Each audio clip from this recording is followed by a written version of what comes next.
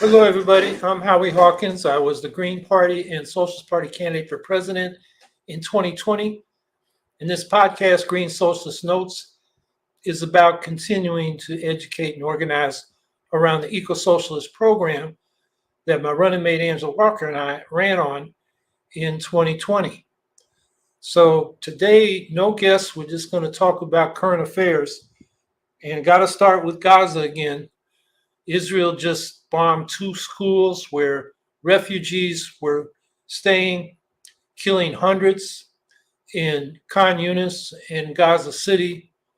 Uh, Netanyahu's trying to start a war with Iran so he can stay in power. And as I said last time, I hope Iran is smart enough not to take the bait because it would be devastating. And Netanyahu's trying to draw the United States into such a war. I'm afraid the United States is stupid enough to take the bait. But we'll see. The U.S. has deployed more military assets to defend Israel against a retaliatory strike by Iran against Israel for the political assassinations that Israel conducted in Tehran, taking out the leader of Hamas, the negotiator for Hamas. And, how do you negotiate a peace deal if you're killing your negotiators on the other side of the table?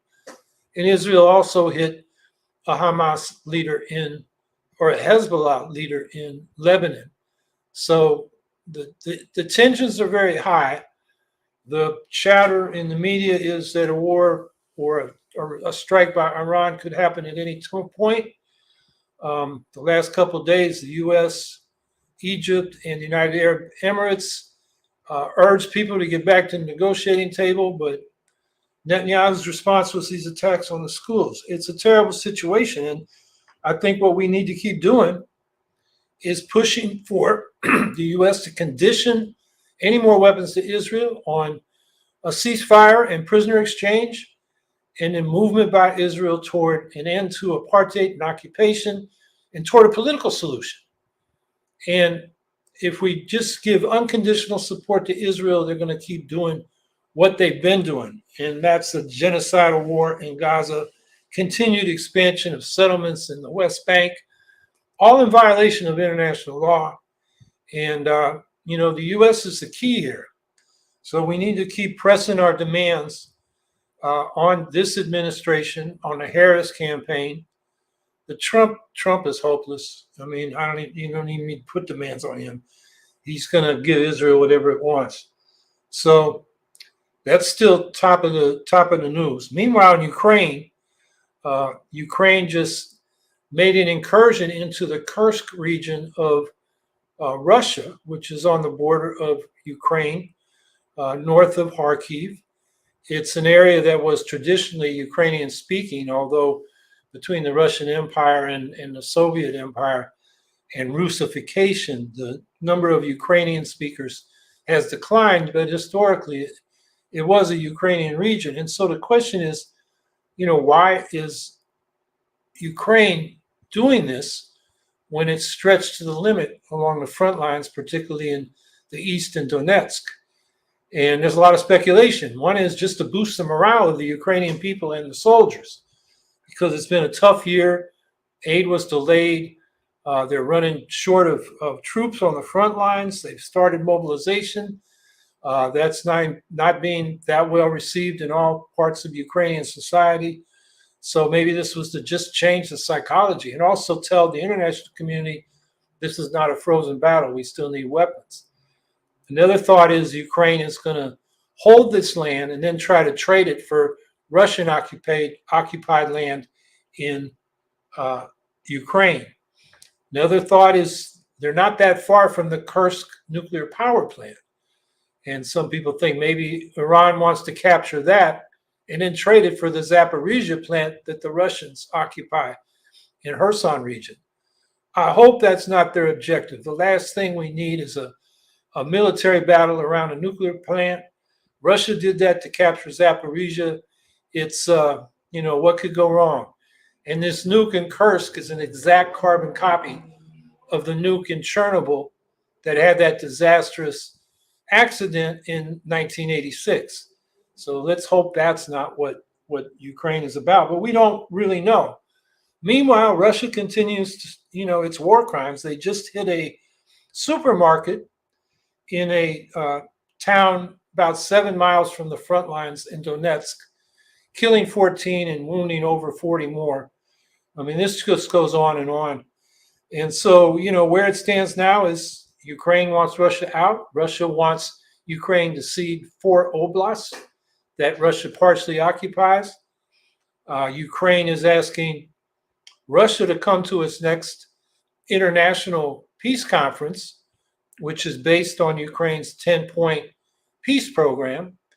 And so far, Russia's saying no. Ukraine, Foreign Minister Kuleba went to China. Maybe that Ukraine hopes will get China to push Russia to the negotiating table at this conference. That's not clear.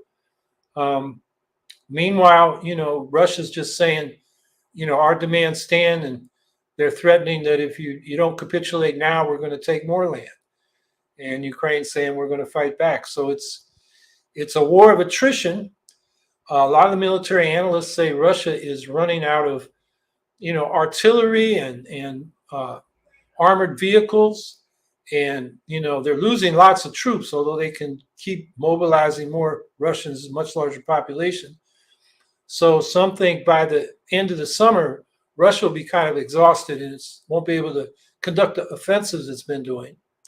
And on the Ukrainian side, with the new weapons, the defense is held better, although they're still losing ground slowly in parts of Donetsk, and they're short of troops. And this mobilization is controversial within Ukraine because they had enormous number of volunteers, but those volunteers are exhausted. They've been fighting for 2.5 years. And so mobilizing other segments of society is tough, and it's painful for the Ukrainians. And so it's a political issue. So that's the situation in Ukraine. I think we need to keep supporting the Ukrainians in their war of self-defense and push for a peace deal. And also keep putting the pressure on Russia, beside the sanctions, for the release of political prisoners. There are about 2,000 Russians, Russian citizens who are political prisoners for opposing the war. There are also 20,000 Ukrainians. And same charges, basically, they oppose the war, but many of them are soldiers in Ukraine defending their own country. They were captured, and now they're charged with violating Russian laws against opposing the war. One of them is a man named Maxim Buchevich, who was a very prominent nonviolent human rights campaigner in Ukraine, one of the most prominent activists.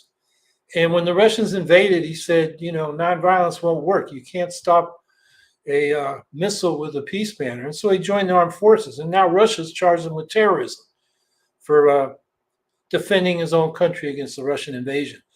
So that's an issue that doesn't get a lot of coverage, and it's something as green socialist internationalists we should be speaking up about. So meanwhile, the political dynamic in the presidential campaign has totally changed. I mean, Harris is gaining ground. There's polls out from the New York Times today. She's ahead in Wisconsin, Michigan, and Pennsylvania. The so-called blue wall is now a toss-up in Georgia. She's gaining in Arizona and Nevada. That's 6. Who's the 7th, the battleground state? Arizona, Nevada, Georgia, Pennsylvania, Michigan, Wisconsin. They talk about a 7th battle. Maybe it's North Carolina. Yeah, she's gaining there as well. So the whole dynamic has changed. And I think Trump is such a buffoon and J.D. Vance is such a disaster. Things are looking good for the Harris campaign. Of course, that doesn't mean we should vote for it. The big issue right now is the genocidal war in Gaza. And Harris is better than Biden in expressing sympathy for the Palestinians, but she hasn't changed the policy, which really needs to be conditioning arms to Israel on stopping the assault on Gaza. It's one thing for Israel to defend itself. You know, the border that Hamas and Islamic Jihad crossed was poorly defended because Israel had sent so many of its troops to the West Bank just to support the settlers who are seizing land from the Palestinians. Those troops should be redeployed to that border, and Hamas can't cross it. And the Iron Dome is a pretty good defense against the missiles, which seem to have, declined a lot for Hamas. So that's defense. But to keep bombing civilians and destroying everything in Gaza, that's not defense. That's offense. And the far right Kahanist fascists in the Israeli cabinet, they've been clear. They want to ethnically cleanse Gaza of Palestinians and take over, the coastal beachfront for real estate development. It's genocidal. So the problem with the vote for Harris is, you want to oppose what the U.S. is doing to totally back Israel's war in Gaza, your vote gets lost in the sauce. You vote for Harris, people don't know you want a stop to this war in Gaza. A vote for Stein does that. And that's why I'm voting for Stein, despite her position on Ukraine, which I think is hypocritical. Like Biden, they both talk about human rights and international law and democracy, but they excuse the war crimes of Israel, or Biden excuses the war crimes of Israel and Gaza, while Stein is excusing the war crimes of Russia in Ukraine. So it's not a pleasant choice, at least from my point of view, but I'm a vote for the Green Party to make some statements on the war in Gaza and to say we need an alternative to the two-party system of corporate rule, which is not solving the life or death issues we face, which include the climate crisis, and we got the Green New Deal, which includes the hardship and the poverty of so many Americans. And that becomes a life or death issue if you have to choose between paying the rent and going to the doctor. And so we talk about an economic bill of rights. And then the other issue that I tried to raise in 2020 is not being discussed in this election, is this new nuclear arms race. And we have a situation now where the U.S. is deploying new intermediate range nuclear weapons in Germany. Russia has deployed them to Kaliningrad and probably Belarus, right next to the NATO countries. So we're back to where we were in the early 80s when we had the Euro missile crisis. And that was a big impetus for the rise of the Greens in Europe. They were against the weapons on both sides, and they wanted nuclear disarmament agreements, and we got some. And the most important of those was the Intermediate Range Nuclear Forces Treaty, which Trump pulled out of, I think it was 2019. And then the Russians said, we're out too. And then the Russians got out of the Clear Skies Treaty, which allowed both sides to observe and inspect each other's nuclear installations, just to make sure both sides were agreeing with the limits and types of weapons that were in the SALT Treaty. Now the SALT Treaty's not being negotiated. The U.S. says they want to negotiate it, but Putin says not until you stop giving arms to Ukraine. So we're in a real crisis. And, I would like to see a real debate on those issues. And what I tried to raise in 2020 was that the U.S. should take unilateral nuclear disarmament initiatives, reduce our nuclear arms to a minimum credible deterrent, get rid of the land-based and the air-based nuclear weapons. The land-based just make us targets.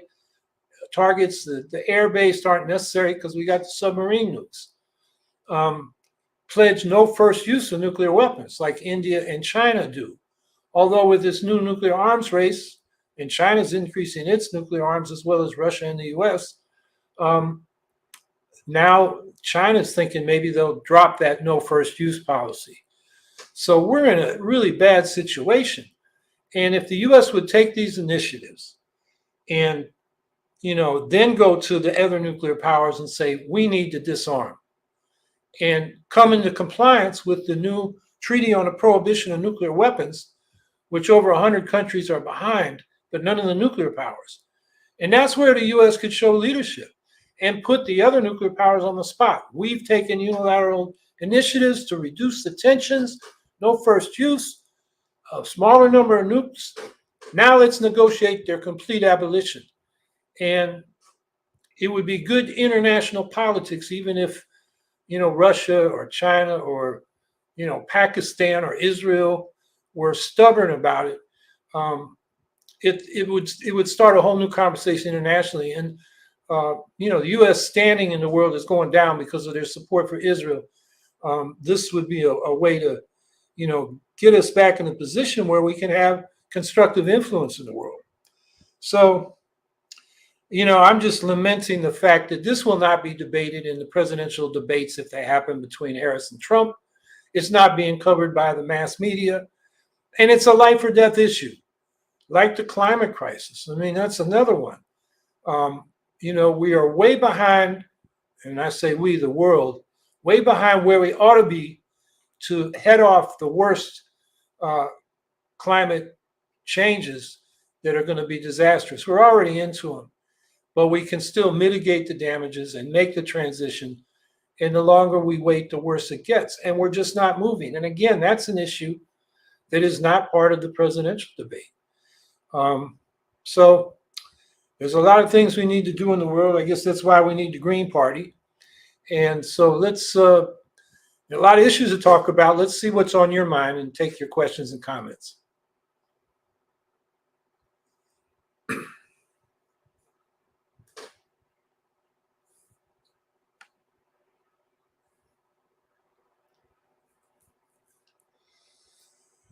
There are newspaper articles that state the U.S. military is one of the largest polluters. What are your thoughts on this? Yeah, military production and deployment is hugely damaging to the environment. You got all kinds of toxic waste that come out of military production and deployment. And, we know about the poisons in military bases like Camp Lejeune, the Marine Corps base. You've probably seen it on TV. They're now paying compensation for the chemicals to which people were exposed that cause cancer. The amount of fossil fuel used just to maintain what the military does every day, let alone in war, is huge. And it's one of the biggest consumers of fossil fuels on the planet.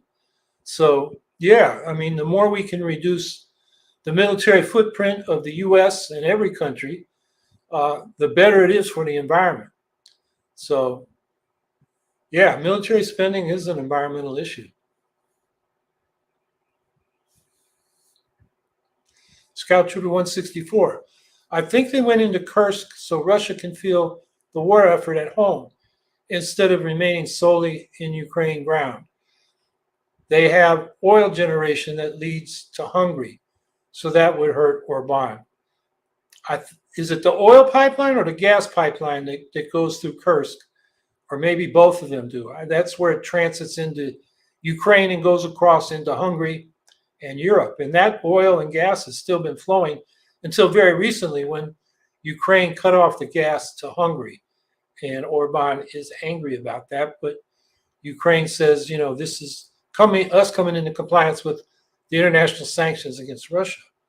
So as far as making the Russians feel the war effort, Russia's a big country. And where the political support for Ukraine is, where the middle classes are not feeling it, is in St. Petersburg and Moscow. And so I'm not sure if it's happening in a rural province or oblast like Kursk is going to have that big an impact on the elites in Moscow and St. Petersburg. But it is a military embarrassment because Russia just put up no defense. They have conscripts there in Kursk, and also some of these Chechen, they have a militia. Some people call them the TikTok army because they keep making TikTok videos of sort of phony combat scenes to promote themselves. And people in the military laugh at that. And then when the Ukrainians came in, apparently they hightailed it out of there. So they have not been very helpful to the Russian military, but they have a high profile. So I'm not sure how much of an impact, although psychologically maybe. there's, it's hard to tell, but there's a lot of evidence to say that, the masses of Russians, particularly in the poor rural areas and the ethnic minority provinces, are sick of this war. They have borne the burden of the mobilization and the deaths of troops in invading Ukraine, and there seems to be a lot of dissatisfaction. The mothers of these troops are the ones that can express it because they're mothers, and the government really can't crack down on them, and that's showing itself more and more. Although I don't think they're a threat to the Putin government at this point. You never know when things like that can explode. Revolutions are hard to predict. But one thing to think about is that every time there's been major radical reform or revolution in Russia, is after a war they lost. The Crimean War in the 19th century, the Japanese War at the beginning of the 20th century. After the Crimean War, they had to free the serfs. And after the Japanese War, you had the Russian Revolution in 1905. And then after World War I, you had the Russian Revolution. After Afghanistan, you had the collapse of the Soviet Union. So, Russia, may experience that again because of this Ukraine war. We'll have to see.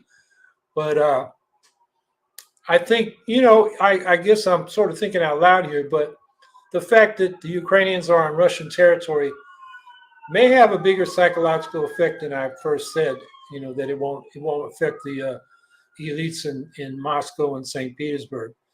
Maybe it will. But I think you're right. That may be one of the objectives. We don't know. The Ukrainian leadership, military and political, has been very tight-lipped about what they're doing in Kursk and why.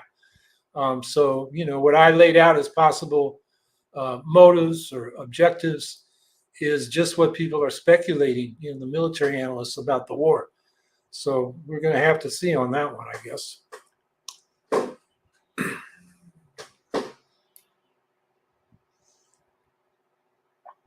Vicky Corden, I wonder who gets the most financial benefit of all these wars. Ukraine, Russia, Gaza, Israel, others. Well, military industries like wars because their orders go up and they make more money. And then militarists within the states, the people in the military, and I was in the Marine Corps. There were people there who couldn't wait for the next war because that's why they were there. They wanted to get more medals. That's what they trained to do. It's like, you're practicing for football, but you never get to play any games. That's the way some people think about it. And that goes from the privates right up to the generals. So those people, it's not so much financial, it's, why they're in it. And in looking at the financial benefits, Ukraine, there is no financial benefit. They didn't start the war. They didn't want it. Russia, the military industrial complex of Russia is benefiting. The state has directed over double-digit proportion of their federal budget to the military. Military spending is up 70% this year. So those companies producing arms are benefiting. Gaza doesn't benefit. Even if Hamas thought it would, I think what Hamas and some of their leaders said this early on in the war is they wanted to get the international community re-engaged in the Palestinian-Israeli conflict because there was no progress being made, and what was happening, like the Abraham Accords, was leaving the Palestinians out. I don't know if Hamas bargained for what Israel did to Gaza. And of course, there's no financial benefit for anybody in Gaza from that. Israel, they have a military industrial complex, and they have militarists in their army and a fanatical right wing that's Jewish supremacist. They want the Palestinians and the Muslims and the Christians out so it can be, Israeli Jews from the river to the sea. That right wing in Israel benefits. I don't know how much, well, financially, a lot of those people want the land the Palestinians still own and farm, their olive groves, their farms, their businesses. They want it all. So, overall for society, people don't benefit, but there are special interests, I would say, in the U.S., Russia, and Israel who do benefit. The aggressors do benefit. Um, so that's my answer to your wondering who benefits.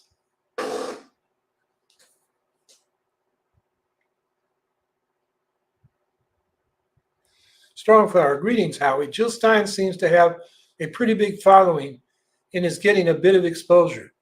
Do you think, even if she doesn't win, that the Green Party will to still benefit due to the poll? I guess you mean the total vote outcome. Um, I think in the end, and I've been saying this all along, most progressive and peace-minded people are going to vote for the Democrats to stop Trump. Um, and that dynamic is very strong. It grows out of our winner-take-all single member seat district. And in a presidential race, there's only one seat up. So uh, votes that don't vote for one of the two major parties that are likely to win are seen as wasted votes, spoiler votes, in the case of the Greens, splitting the progressive vote between the Greens and the Democrats.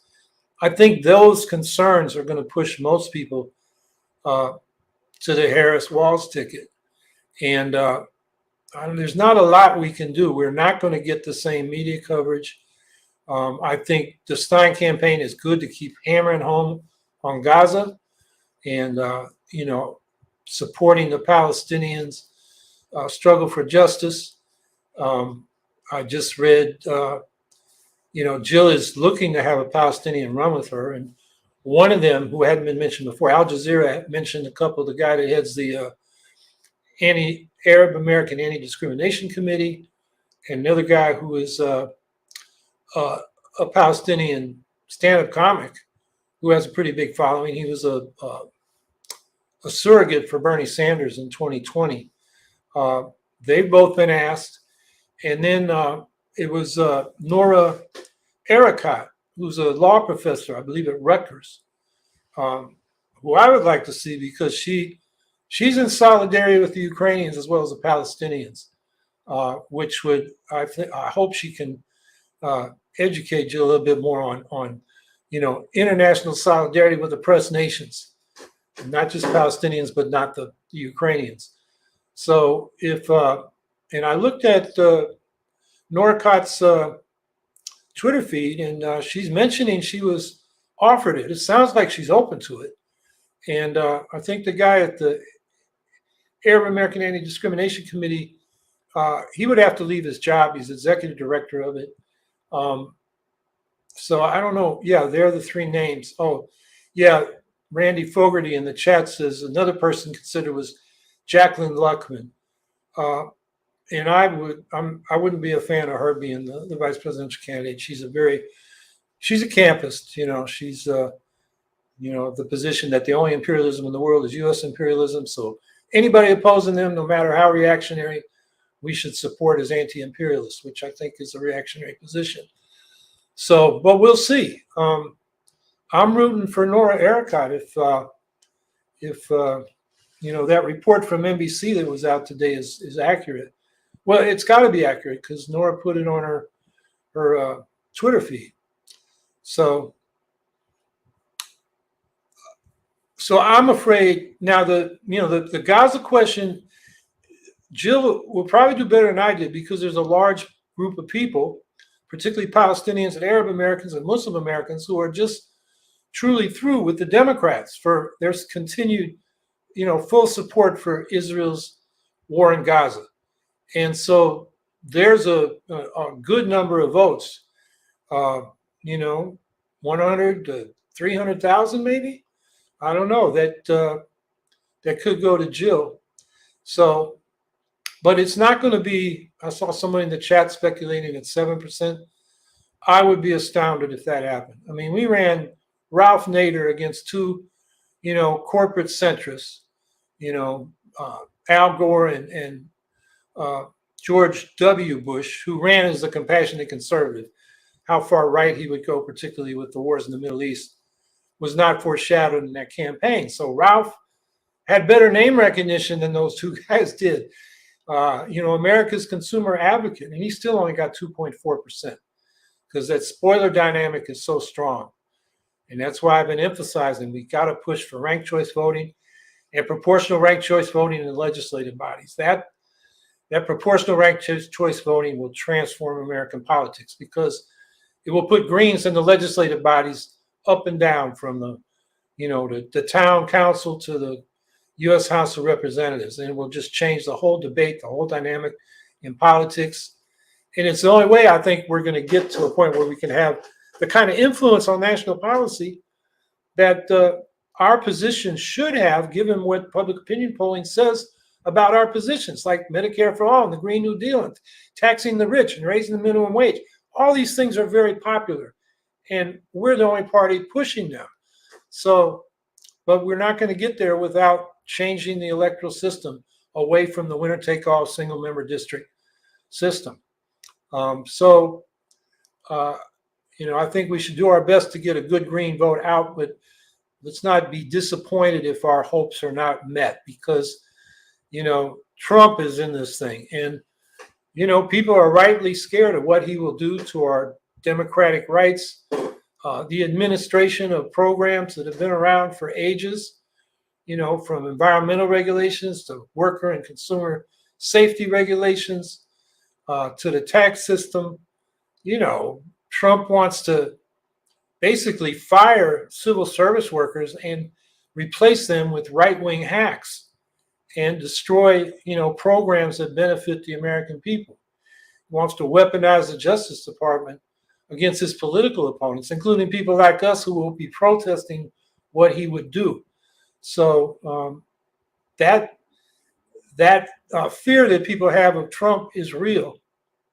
And that's why I think the defensive vote for the Democrats on the part of progressives is going to be a stronger factor than those that want to, affirm that we need an alternative to this two-party system of corporate rule. That's how I'm going to vote. But I think for a lot of progressives that they just don't want to risk it. And I think that's just the reality we face. And that's why I was saying last week, and I'm going to be saying it again, I got a little speech tape for the Green Convention next weekend that'll be played where I say the way we're going to get influence on national politics is to build from below and elect people to local office and state legislatures. And Congress is a local office. It's a pretty big district, about 750,000 people. But it's within our capacity where we have strong locals and begin to build a track record of elected officials and effective work in office and having one local office. It's not such a far reach to win in the House. And once we get a caucus of Greens in the House, it'll a presidential candidate will have to be taken more seriously than they are now. A vote for them is seen as more realistic, but it will change the debate in Congress because we will be putting issues and legislation forward, and it will put a dynamic on the Democratic Party. They can't take their left flank for granted anymore because they're losing votes to us. And either they got to adapt and adopt our programs or they're going to lose more votes to us. That will change the whole dynamic in American politics. So let's keep working for ranked choice voting and proportional representation.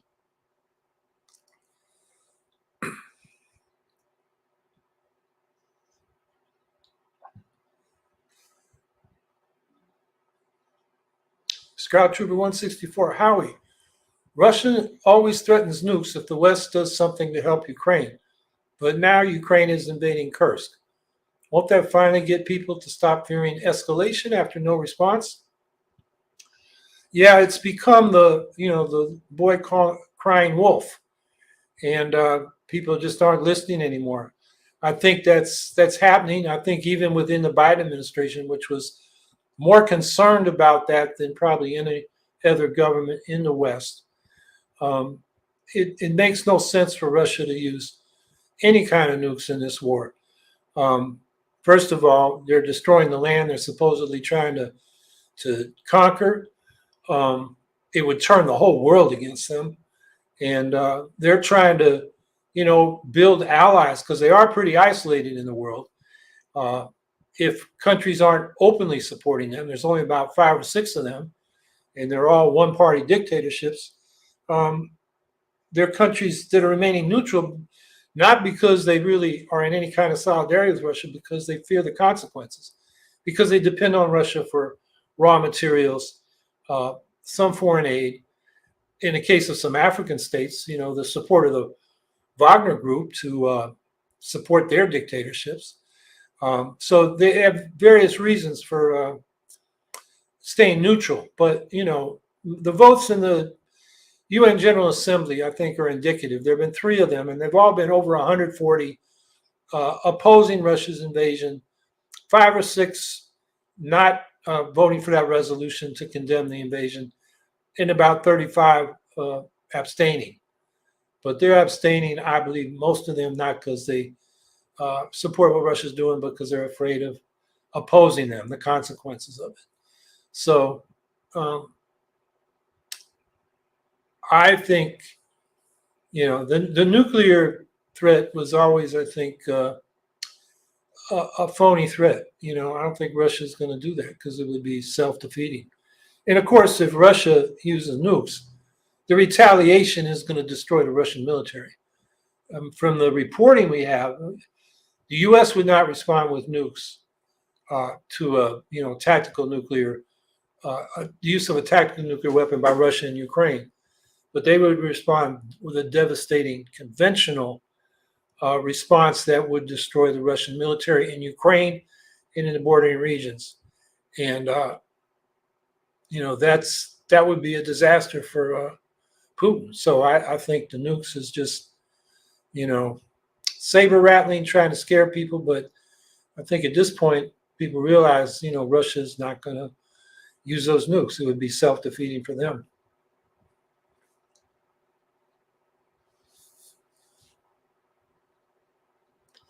A Statistica.com poll shows that the 2 major war parties do not have the 26% from their own parties to sustain a popular vote in a 4-way race for the 2024 elections. What do you think about that? If we had ranked choice voting, it would be a lot closer. I agree with that. As long as we have winner take all, most people on the right and the left are going to stick with the major party closest to them. But if we had ranked choice voting, yeah, it could be a 4-way race. And I think the 4-way race would be a party on the left, like the Greens. There'd be a centrist party, that would be the Democrats. And I think the Republicans would split. There'd be a conservative party, traditional conservative, and then there'd be the far right, MAGA Trump Republicans. So, that I think would be dynamic if we had ranked choice voting. But if you could put the link to that Statistica poll in the chat, I'd be interested in looking at that. Andrew Hager, the best surefire way we can get a Green Party president is by repealing the Electoral College and the Apportionment Act. The Electoral College can be repealed by legislation effectively, according to Rob Ritchie, who's with Fair Vote, and about 4 lawyers he co-authored an article with in the Harvard Law and Policy Review. I've posted that in the chat in past podcasts, but you can look it up. It's the Winter 2020 edition, and they have an appendix to that article, and they use sections of the Constitution that gives Congress the power to determine how elections are run. And so you could basically get around the Electoral College with that act. And there are other ideas in that article. They would take a constitutional amendment to completely repeal the Electoral College, and I think we should support that. And the Apportionment Act, I think that refers to how House seats are apportioned, which I believe is, at this point, after the southern states went at large instead of district, so they could keep all white delegations, a law was passed to make it single member districts for the House of Representatives. But there is legislation called the Fair Representation Act that would repeal if I'm thinking the Apportionment Act is what does that, would repeal that and set up a proportional ranked choice vote for House delegations from each state. And so if the state had 5 or fewer, it would be 1 district ranked choice voting. At 6 or 7, they'd have the option of having 1 or 2 districts, and above 7, it would be at least 2 districts, depending on the size of the delegation. So, that would create winning thresholds, around 20% for a 5-seat district. That would be actually a 5-seat district would be 16.7% winning threshold after as the ranked choices are distributed. So that would certainly give room for the Greens to get representation in the House. And so we really need to push for that. And the Electoral College is a 18th century relic that, it should be repealed. And what really irritates me, one of many things about the Democratic Party, is the only time they lost to a Republican in the 21st century in their first election was when they won the popular vote but lost the Electoral College vote. George W. Bush in 2004, Donald Trump in 2016. And you would think the Democrats would say, hey, we got a problem here. Let's just go with the popular vote. Get rid of this Electoral College. And there is a bill in Congress to do that, but it has just a few sponsors. The Democrats have not taken that up. And, what the hell they've been doing? They talk about democratic rights, but they can't repeal this obvious anachronism that's an affront to democratic rights.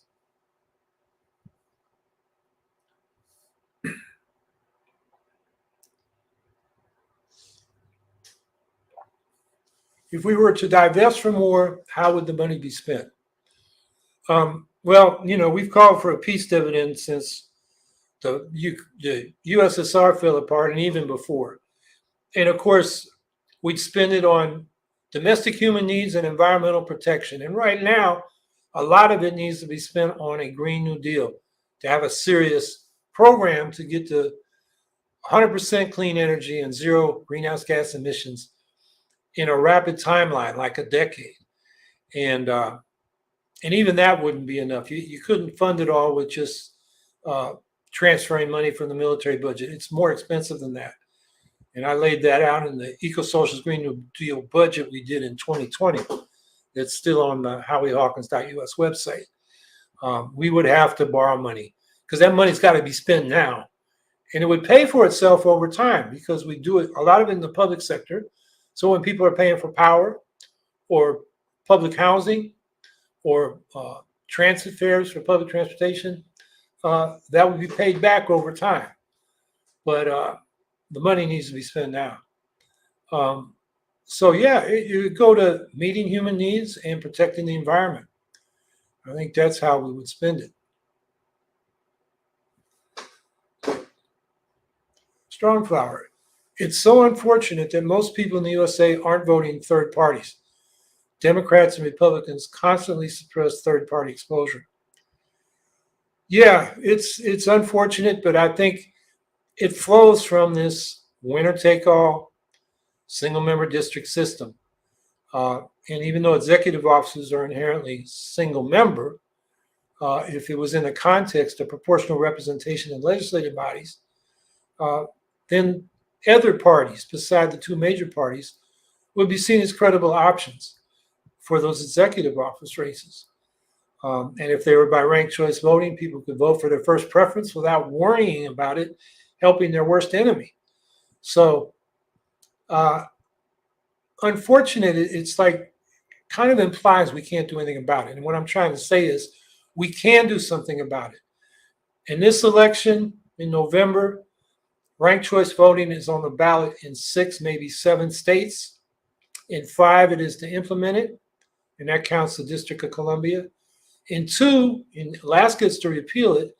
In Missouri, it's to ban it. And the Missouri initiative, I don't think it's been certified yet, but I think it will be. So many of our states, it's on the ballot. And as I've mentioned, we're gaining ground rapidly in instituting ranked choice voting. In 2000, we just had 2 jurisdictions. In 2020, we had 2 dozen. Now we have over 50, and it's on the ballot in these 7 states. And we're on a 27 win streak of ballot initiatives that are pro ranked choice voting.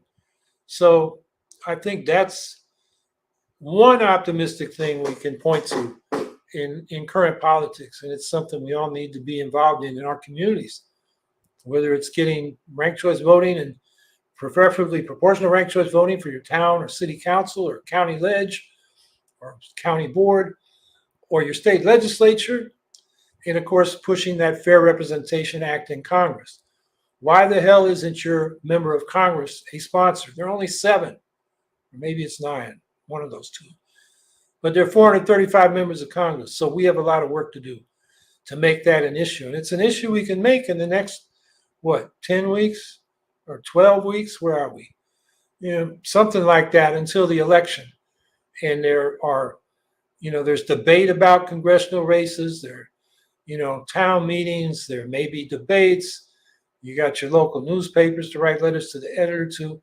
We can all put this issue on the plate, even if we don't have a Green candidate in our House district.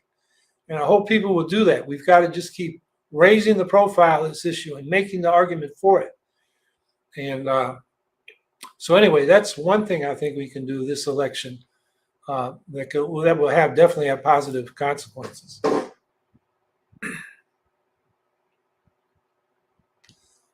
Andrew Hager, Howie, I tweeted a video to you and other Green accounts on the concept of steam technology making a comeback.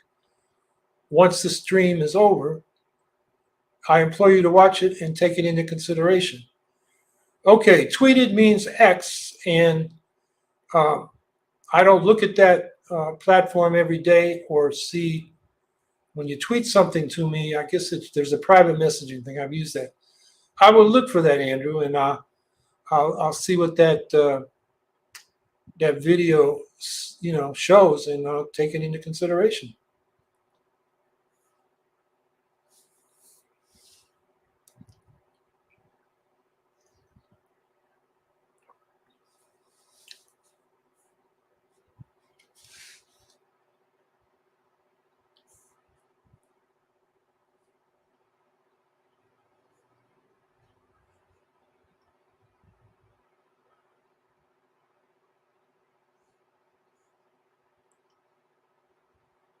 I'm waiting for the next question. I'm looking in the chat. See, here we go.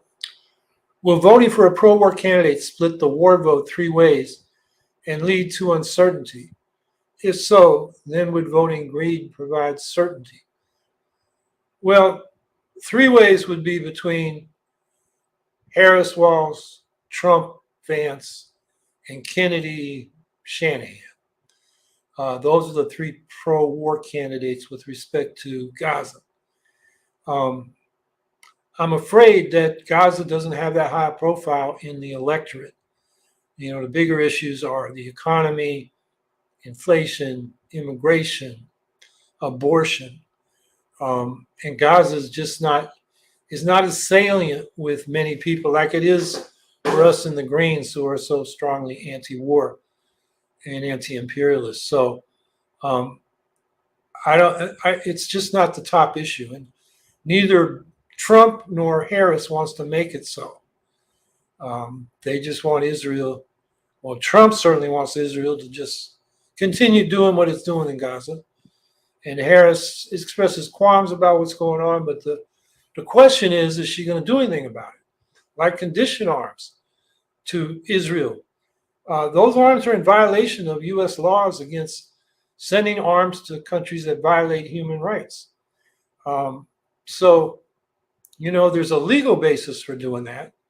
I don't expect Harris to commit to doing that before the election. But the bigger the Green vote, which, looks like it's the lead issue for the Greens is in the war in Gaza, the stronger that vote, the more of a message it sends to Harris. So that's an argument for a Green vote. But I don't think that's going to be the top issue. It splits 3 ways and opens the door for the Greens. I just don't think it's in the cards this time. maybe if we're lucky, it will become the top issue because of something that happens, and the Greens will get more attention. That would be a good development for us. But you got to be prepared if it happens. But I don't think we can count on it. Vicky Corden.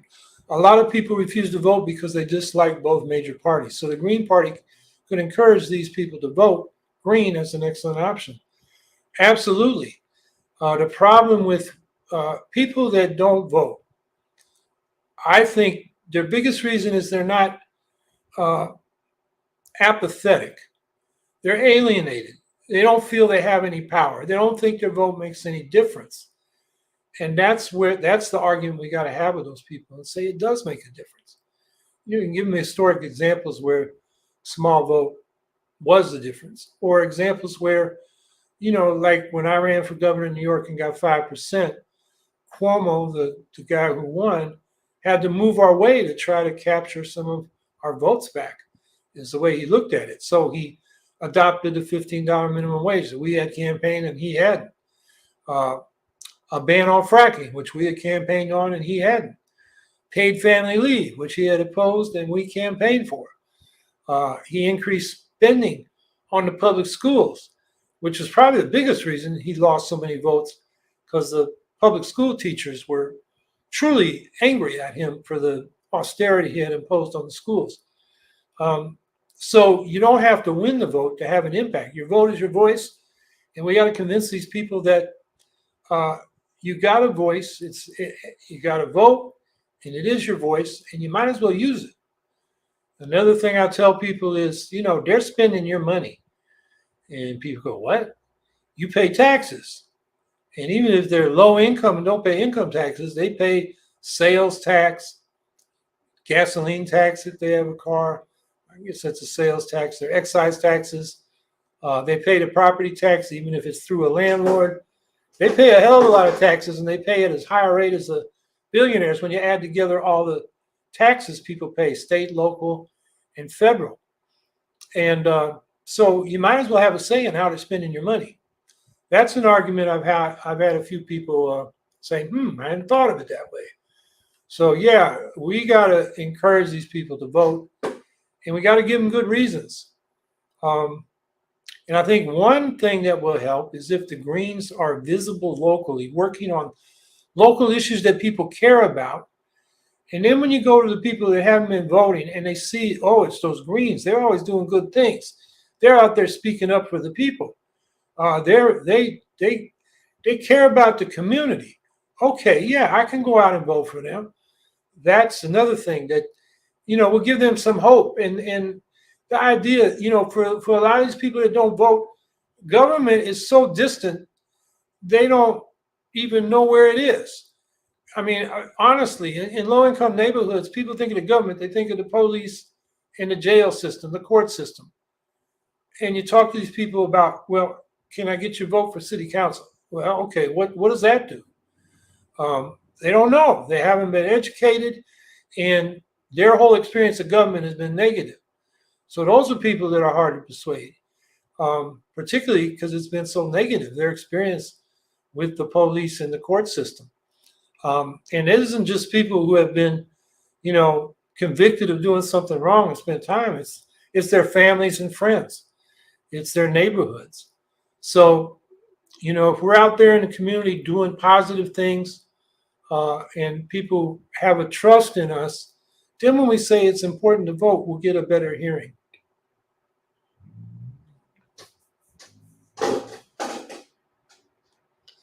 We need critical thinking. Ranked choice voting or proportional voting needs to be in the primaries and the general. Dems in California only want it in the primary, I think. Yeah, we got that in New York City. The Democrats were facing a mess of a mayoral race where the winner might get only 20% for the primary and then have to go on to the general. So they innovated by setting up ranked choice voting, but they wouldn't extend it to the general election. And honestly, they're worried about the Green Party because we would be competing for those votes. And if people were able to vote for what they really wanted, not against what they most feared, the Greens will get a lot of votes, and the Democrats really fear that. So it's not a surprise to me here that Democrats in California want ranked choice voting. What it needs to be only in the primaries. Yeah, that's what they did in New York. And then we got the opposite problem with these some of these referendums I mentioned in the states. There's big high tech money and Wall Street money backing these initiatives for ranked choice voting in the general. But in the primary, it's a jungle primary, all candidates of all parties. And the top four or the top five then advance to the general election, which will be ranked choice voting. And the problem with that is it takes party nominations away from parties. So, like in California, where they have top two, the California Green Party will endorse candidates. But then anybody who submits a petition or pays the filing fee can get their name on the ballot as a Green Party candidate. And they may be Greens, maybe they're not, but they didn't have the support of the party organization. So then, grassroots Greens go to the polls to vote, and they see two or three Green candidates on there. They don't know which one the party is really supporting. And, what that does is take away the nomination from the party and really gives it to people with money, because they're the ones that can, spend the money to get the name recognition, which is a big factor when people, don't know much else about the candidates. And the result is the parties can't make their nominations, which is important. If you're going to have competing visions of where we want society, you should have parties around which people can hammer out their vision and then support candidates and activities that promote that vision. You get rid of parties, and then you just got individuals. And the individuals with the money, and behind them, the corporate money, are the ones that are going to come out ahead. So if you're going to vote in these primaries or these initiatives, you got a dilemma. Do you vote for the ranked choice voting part? Or do you vote against that because of this open, they call them open primaries. We already have open primaries in most states. And that just means when you go to the ballot, the primary vote, you pick your ballot of which party you want to vote in. We already have that, but this takes away all party primaries. And it's a multi-partisan or nonpartisan jungle primary. Everybody's in it. So you're going to vote against that, or you're going to vote for the ranked choice voting. I think it's an evaluation you got to make in each state. Can you get the ranked choice voting and then go back and repeal the jungle primary? Or should you defeat it now and then go back to get ranked choice voting by itself? I think that's a decision everybody's going to have to make in their own states, evaluating the political situation and the forces at play, and decide, which works best.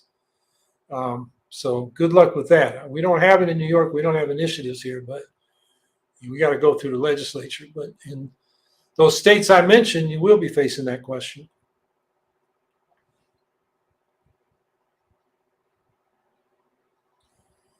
Okay, our hour is up.